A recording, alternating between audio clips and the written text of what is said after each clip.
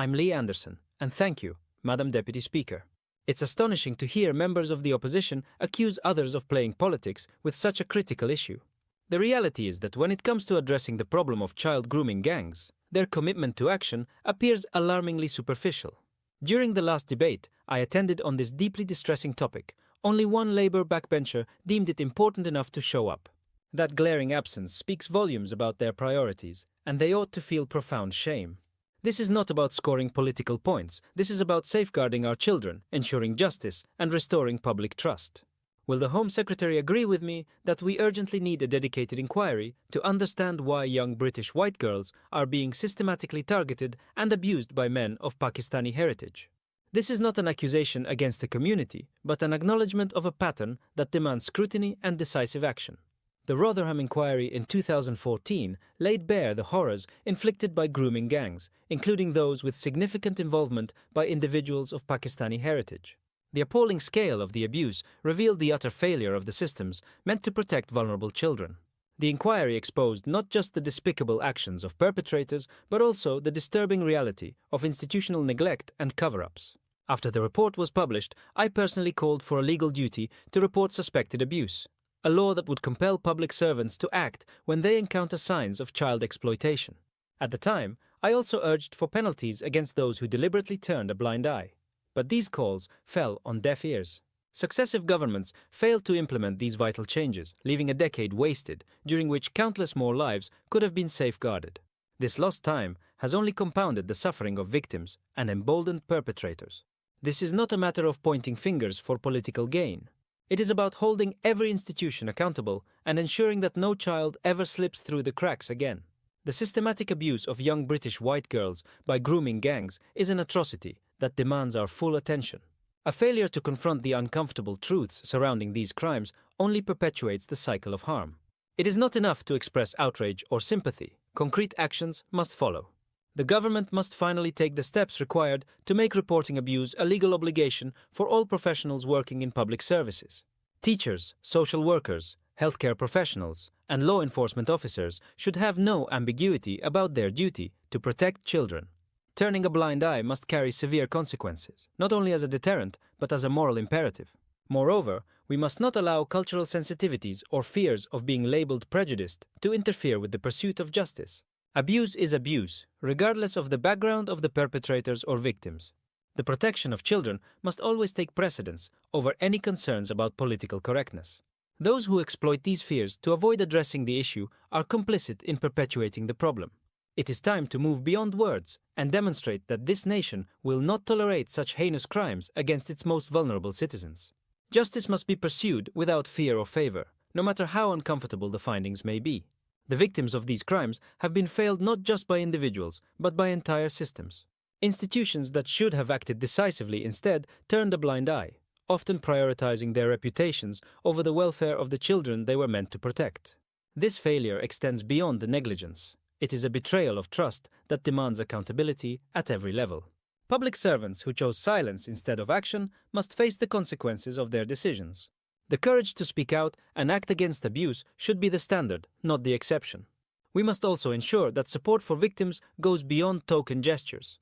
Many survivors of abuse continue to face lifelong trauma, struggling to rebuild their lives while the perpetrators walk free or serve sentences that hardly reflect the gravity of their crimes. Victim support services need adequate funding, and survivors must have access to counseling, legal assistance, and resources that help them regain control of their lives. No victim should feel abandoned or ignored by the very systems meant to deliver justice. Equally, law enforcement agencies must be equipped to tackle these crimes effectively. This means providing specialized training for officers to identify signs of grooming, enhancing cooperation between local authorities, and fostering a culture where whistleblowers are encouraged and protected. Investigations must be thorough, impartial, and fearless, ensuring that no stone is left unturned in the pursuit of justice. Dangerous perpetrators must face the full force of the law and be removed from society to prevent them from causing further harm. The government has a responsibility to restore faith in its ability to protect its citizens. This requires a commitment to systemic change, starting with legislation that enforces accountability and prioritizes the safety of children. We cannot afford to repeat the mistakes of the past or allow political expediency to overshadow the urgency of this issue. The time for action is now, and anything less would be a betrayal of the victims who have already suffered so much. Our duty is clear: to ensure that justice is served, to protect future generations, and to send a message that such heinous crimes will never be tolerated in this country.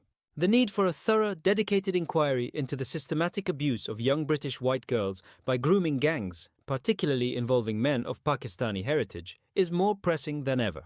This is not an issue of singling out any particular community, but rather about addressing a pattern of behavior that has been allowed to fester, unchecked.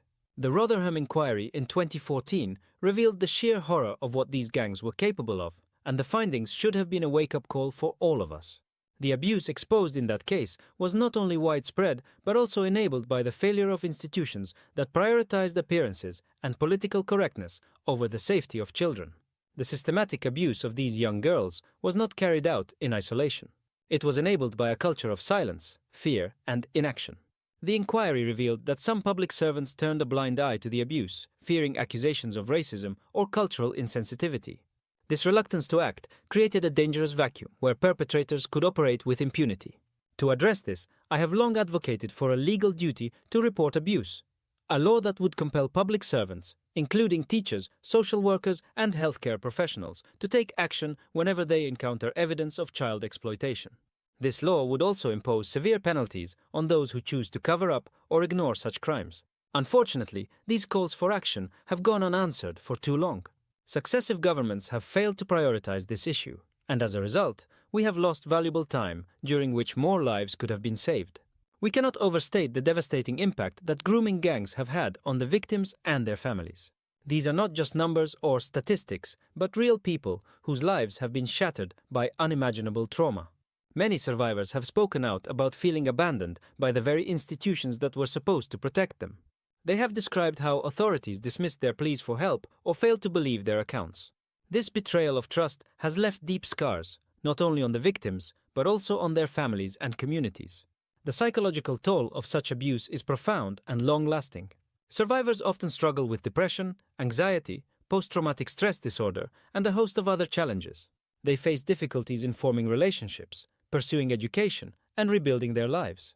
For many, the trauma of their experiences is compounded by the knowledge that their abusers have not been held fully accountable. Justice delayed is justice denied, and for these survivors, the failure of the system to act decisively feels like a secondary violation. We must also confront the uncomfortable reality that cultural sensitivities and political correctness have, in some cases, hindered the pursuit of justice. Some authorities have hesitated to act out of fear of being accused of racism or Islamophobia. While it is essential to approach these issues with sensitivity and fairness, we cannot allow such fears to paralyze our efforts to protect children. Abuse is abuse, regardless of the cultural or ethnic background of the perpetrators. Our primary focus must always be on the welfare of the victims and the pursuit of justice. To achieve this, we need a comprehensive and coordinated approach. This begins with robust legislation that mandates the reporting of abuse and imposes strict penalties on those who fail to comply. Such a law would send a clear message that there is no room for complacency when it comes to protecting children. It would also empower public servants to act decisively without fear of reprisal or backlash. In addition to legal reforms, we must invest in education and training for professionals who work with children. Teachers, social workers, healthcare providers, and law enforcement officers need to be equipped with the knowledge and skills to recognize the signs of grooming and exploitation. They must also be trained to respond appropriately and sensitively to victims, ensuring that their needs are prioritized at every stage of the process. Furthermore, we need to ensure that victims have access to comprehensive support services.